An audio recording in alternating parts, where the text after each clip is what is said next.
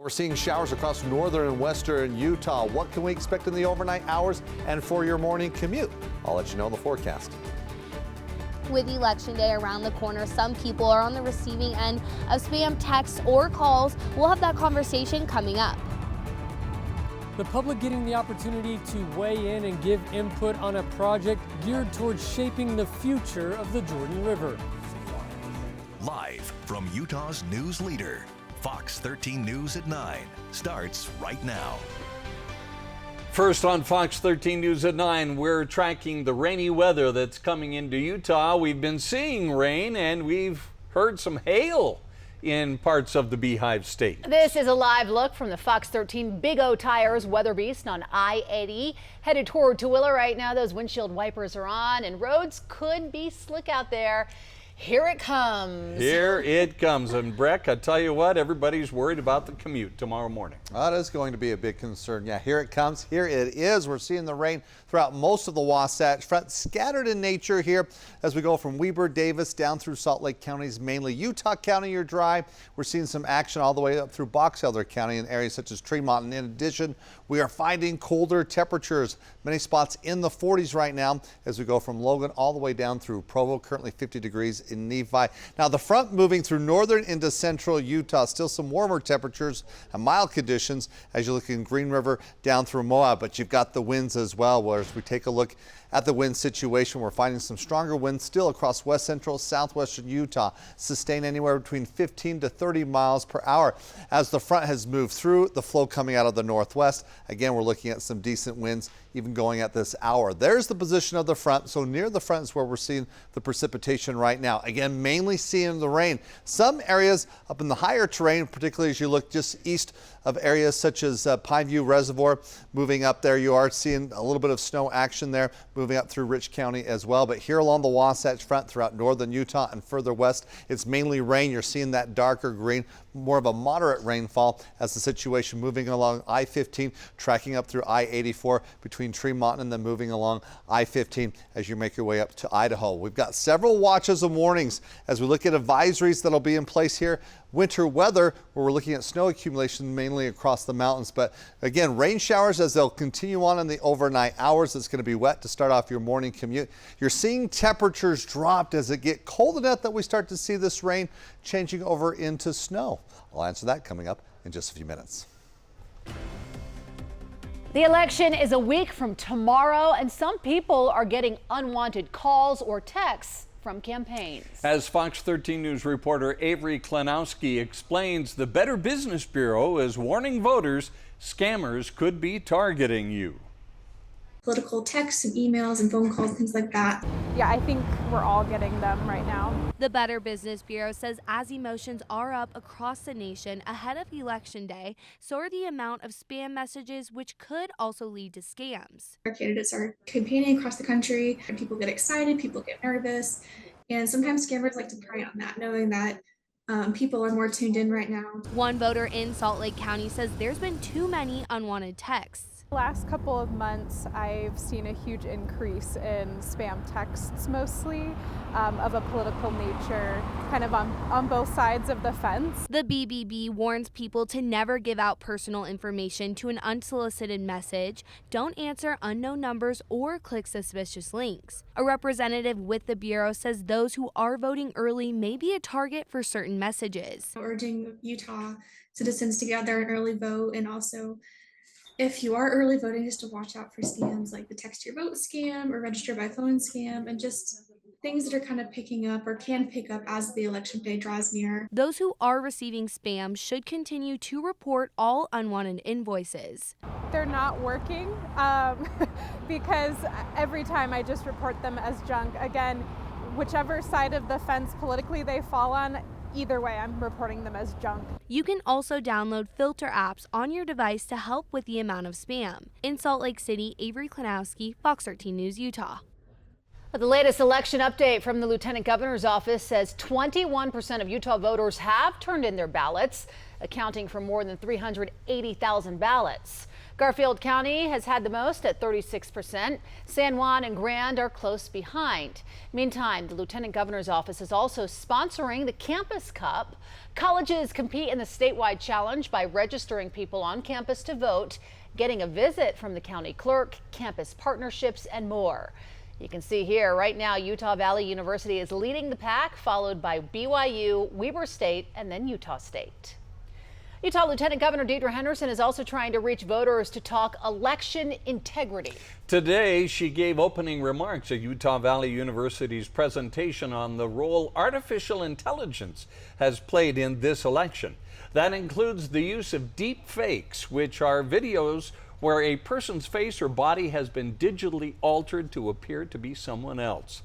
3 UVU students conducted their own study on how deepfakes impact the user engaging with them. At least 50% of participants in the study could not detect real video or audio from the deepfakes, and 57% or more were confident in their assessment that these videos were real even after being told it could be fake. One of the students who led the study says making people aware deepfakes exist is half the battle of combating them. The verification checks of like this might be misinformation, things like that can go a long way. Like I said, just the idea that something might be a deepfake is enough to kind of get people over the edge and think critically. Nobody really thinks about this on their own, but if we can kind of put it in front of more people and say, hey, just be aware of what you're looking at. Trust your gut. There is a lot more to this study. Fox 13 News anchor Robin O'Guinye will give us an in-depth look later this week. Join Fox 13 News for coverage on Election Day and night at 4 and 5 p.m. We'll see how voting is going all across the state and how officials are dealing with any problems that could arise. We'll be live on fox13now.com and all of our digital channels with coverage starting at about 7:45 that evening. Then we will have full coverage of the top races and updates on nearly 200 races around Utah on Fox 13 News at 9. A collaborative initiative is aimed at activating the regional park along the Jordan River from SR 201 to 5400 South. Fox 13 News reporter Chris Arnold was at the first of a series of workshops discussing the Central Jordan River Reconnect project. Well, that first workshop taking place at the Salt Lake County Library's Granite branch here behind me.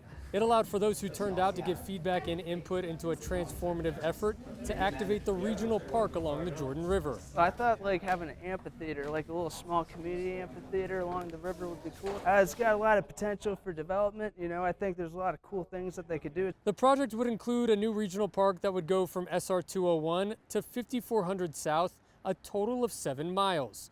That would span 5 cities: South Salt Lake, Mill Creek, Murray, West Valley City, and Taylorsville. It would also include 3 tributaries to the Jordan River, such as Little Cottonwood Creek, Big Cottonwood Creek, and Mill Creek. Officials with Salt Lake County Parks and Recreation explained why this project is so important. The Jordan River is such a beautiful asset, and it is an asset within our community.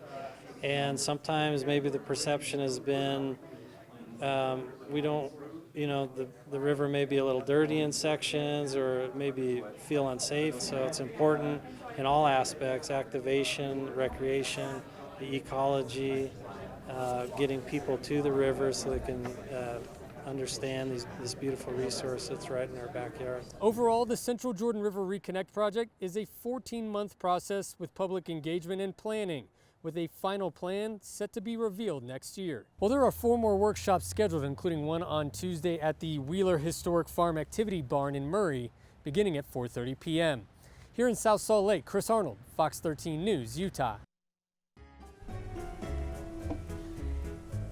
Ooh, it is Halloween week and we are kicking off 5 Nights of Frights. Fox 13 News reporter Spencer Joseph shows us the so-called Pumpkin House in Salt Lake City.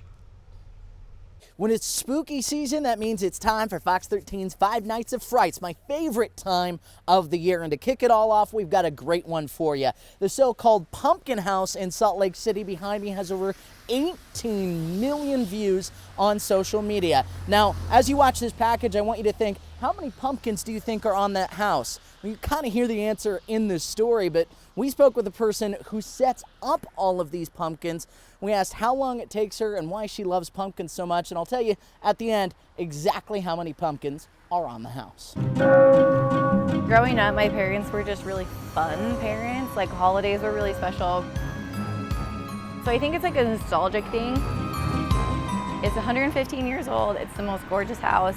So we spent a few years restoring it, and once we were done with renovations, it just fit the need of Halloween. So you throw some pumpkins on and it's really fun. We like peek out the windows and people are always like out here all day long taking pictures, and it's just really fun. Hi, I'm Jessica Archibald and welcome to the Pumpkin House.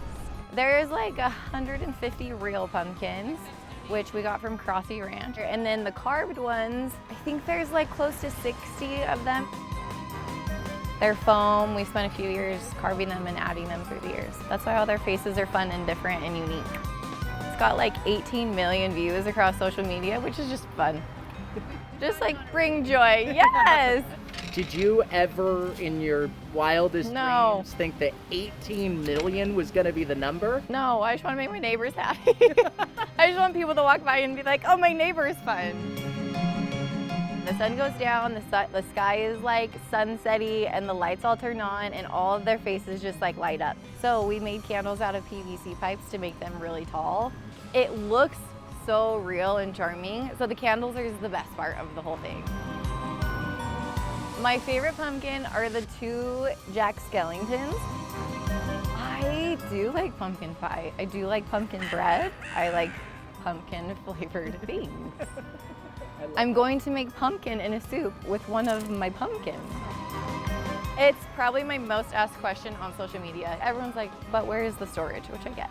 It breaks down a lot smaller than you think. We put all the pumpkins in bags and they hang from hooks in our storage unit, and like the lights go in a bin. It's really one bin and then just a lot of bags of pumpkins. It's fun. I'm a holiday psycho, so it's fun. We'll do the same for Christmas. So the answer, about 210 to 220. Yeah, that many pumpkins on the Pumpkin House in Salt Lake City. But I'll tell you, there's a bunch of little pumpkins hidden around places. So maybe the number's closer to 300. If you like Five Nights of Frights, we'll be sure to tune in all this week as Fox 13 finds all of the amazing Utah spooks and frights all across the state. Spencer Joseph, Fox 13 News, Utah. Wow. I love it. I love it. I think I found a new best friend, by the way. We share the love of the holidays. It looks fantastic. Yeah, it really does. Way And to those go. pumpkins are great. And what a great idea to make the candles with the PVC Yes, pipe. yeah. I might try that. Probably got that from Pinterest. Perhaps. Probably. Oh, it looks wonderful. All ready for Thursday night. Yeah. Well, coming up, what we're learning about the arson incident in Midvale that left students of one elementary school having to learn remotely today. And we have new details on that plane crash near the Utah-Arizona border over the weekend. We're going to tell you who owned the plane when we come back.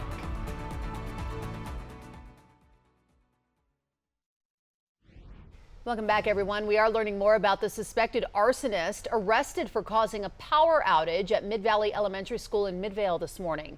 Court documents show 53-year-old Christopher Mandarino is accused of setting a utility box there at the school on fire around 2:30 a.m. and then driving away. Students had to switch to remote learning today because of the incident. Whenever we hear that there's a target to an elementary school, we take any crime seriously, but this is one that our investigations team has been working on very thoroughly. This afternoon, officers did pull him over. He then resisted arrest. Court documents show he had a handgun in his pocket and his 9-year-old daughter in his vehicle as well. She told officers her father had packed a suitcase for her, and he told her they were going to visit family, adding that she would be in the car for a long time. She said she did not know any of his family and was uncomfortable leaving with him. Mandarino is being held without bail. Meanwhile, the Canyon School District says power is back on and school will resume in person tomorrow morning. A 16-year-old girl from North Sanpete High School died when she fell off a steep embankment while riding her dirt bike. It happened Saturday afternoon. Brinley Bailey was the oldest of 4 daughters. Her parents say she loved her family, snowmobile racing, and God. She was the light of our lives. She was an amazing big sister, an amazing daughter. She taught us a lot. She was always happy, and she had an infectious smile and just a light that radiated from her. She deserves to go to heaven more than anyone, I know.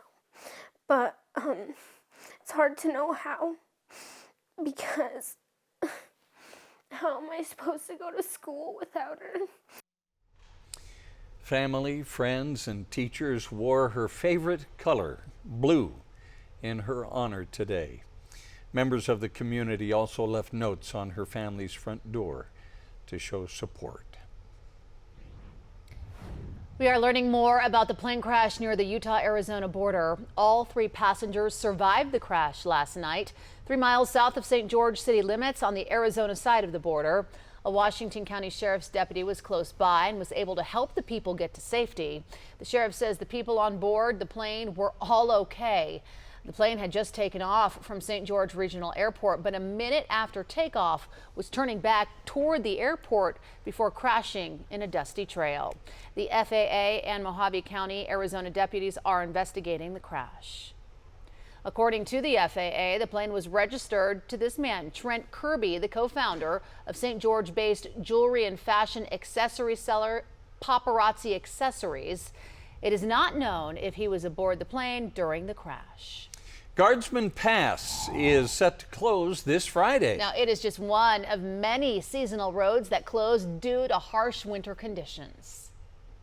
We're going to all have to, do our part to make sure that we're ready, make sure that the vehicles that we're driving are well equipped, proper snow tires, new wipers, everything that you need to navigate snow-packed roads. Our plows are going to be out there doing everything that they can to clear the snow and make sure all of us are safe. Officials say the road could close earlier depending on the severity of the incoming winter storm. Drivers should make sure their car is serviced and ready to handle the winter weather. Check your tires and keep blankets and water in case you break down. Let's check in now with the Fox 13 Big O Tires weather beast. It's currently just past the Great Saltaire on I-80 headed west toward Tooele. Right now, just rain coming down. Certainly too warm for snow in the valley, but could we see snow and when? And we really need to get some good timing on this storm, Breck, because I hear a lot of people have outdoor plans come Thursday night.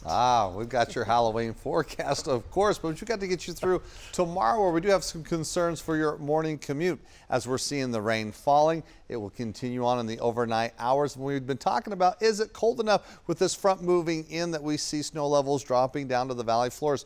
We've seen some snow. We haven't gotten that accumulating snow, though, at the airport as of yet. Today, mid-60s for highs. On average, we should be in the low 60s. Say goodbye to the 60s. Of course, last week we had 70s, now 60s.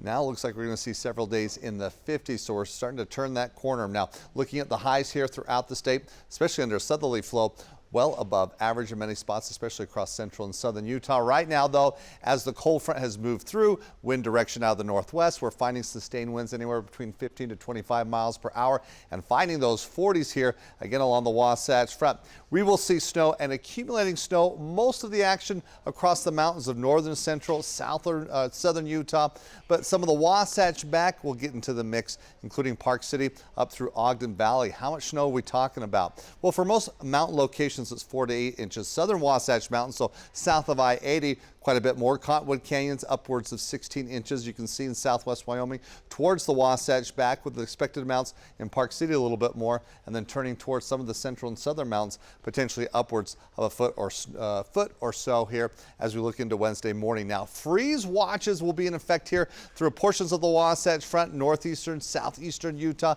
especially as we go Tuesday night through Wednesday morning. All due to this front that we're seeing in its position right now, mainly across western Utah right now, and the focus across northwestern Utah with those showers for Box Elder and Tooele County. So moving along I-80, as we were showing you the weather beast actually moving further west. That's where we're encountering the rain showers right now. But you're seeing some blue. Saw some snow through Nevada. It's tracking here towards portions of northern Utah. It looks like mainly as we go northern Wasatch Front through northern Utah, potentially seeing some snow for tomorrow. And then it looks like mainly mountain travel will be the big issue, but turning towards central, even into portions of southern Utah, you're seeing quite a bit of blue as we head into the morning as that front does sag in, pushes through. So through the morning commute until the tail end of the morning commute, we definitely could encounter some showers. A mixture of rain and snow along the benches, but again, tracking along I-15 corridor, moving through central into southern Utah, you're traveling over some of those mountain passes, you know, in between Beaver, Scipio, Cove Fort. Definitely could see some snow actually sticking to the roads, but the biggest issue will be canyon travel. Then this low pressure system, as we get that circulating rotation and that colder air coming in from the northwest, we potentially could generate some lake effect precipitation Tuesday night through Wednesday morning. That would bring a mixture of some rain and snow even for the valley floors, with a focus across, again, Tooele on the west side of Salt Lake Valley, and then the flow turns out of the southwest. That will push the moisture away, so improvements expected leading up to Halloween. Now, looking at your hour-by-hour forecast, specifically focusing on the morning commute. Rain showers. Yes, it's warm enough that we mainly see rain along the valley floors, but for the benches, it's a mixture of rain and snow. And again, as you move further north, potentially Ogden northward, we could see a little bit more snow for the valleys, and definitely the Wasatch back, we'll see that impact. But if you're traveling through the canyons, as we're looking at, Parleys through the Cottonwood Canyon, Spanish Fort Canyon, Weber, Ogden Canyon, definitely could see some slushy conditions. Look at these highs tomorrow. Many spots only reaching the 40s, 30s in Park City, so feeling that chill. And these are temperatures that we typically experience towards the third week of November rather than moving towards Halloween now. Looking at your Halloween forecast, looks like it's going to be rain-free. We have some clouds, as temperatures for the afternoon highs will be in the upper 50s during your trick-or-treat time, cooling off in the 40s. So definitely will need a light jacket under that Halloween costume. Now for St. George, you'll be looking at Halloween forecasts with mid-60s, but you've got the rain tomorrow and some winds, and then you have another chance of some rain on Sunday with the second storm that's going to be moving through, which will have a bigger impact across northern Utah. But for the next couple of days, we've got the showers with a mixture of rain and snow even through Wednesday morning. Then we're clearing out. Thursday, good to go. Then it looks like we'll see some rain showers Saturday and Sunday. We talk about these cooler temperatures. As you can see, most days will be in the 50s. We're back after the break.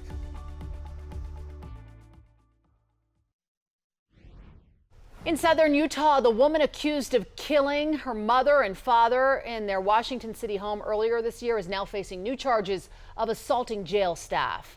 According to court documents, Mia Bailey refused to comply when they needed to be removed from their cell just before 5:30 a.m. Bailey is then accused of striking a jail staff member in the face and kicking a sergeant in the knee mid-transit. Bailey now faces 2 additional charges of assault by a prisoner. The Utah County Sheriff's Office is looking for whoever dumped garbage illegally along State Route 19 in Fairview last month. They posted pictures on social media, which a sheriff's deputy happened to capture on dash camera while responding to another emergency. The sheriff's office says on September 22nd, someone in a pickup truck dumped a mattress, a lawnmower, and other garbage.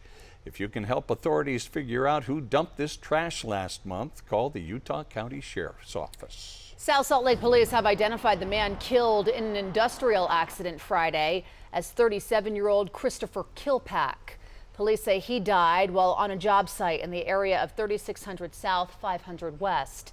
South Salt Lake police tell Fox 13 News Kilpack was securing tree logs when a strap was removed from the load, causing one of the logs that was previously secured to fall on top of him. Police and Utah Occupational Safety and Health are now investigating. The Davis County Sheriff's Office is suspending its active search for missing canine officer Cash. The Sheriff's Office says they've exhausted all search options on the ground and in the air, and they've investigated every tip they've received. Sheriff's Office believes someone has Cash and doesn't realize he is a missing police canine. If you have information on Cash and his whereabouts, call the Davis County Sheriff's Office. The Jazz played tonight in Dallas, but the well-being of the young Jazz player was on the team's mind after the game. And the Utah Hockey Club built a 3-goal lead over San Jose tonight. Could they hold on for the win? The highlights are on the way.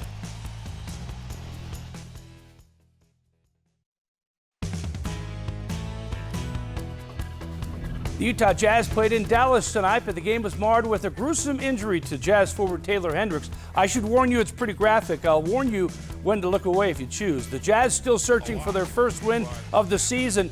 Here's Hendricks here earlier in the game with a nice feed to Walker Kessler, 12 points, 11 rebounds for him.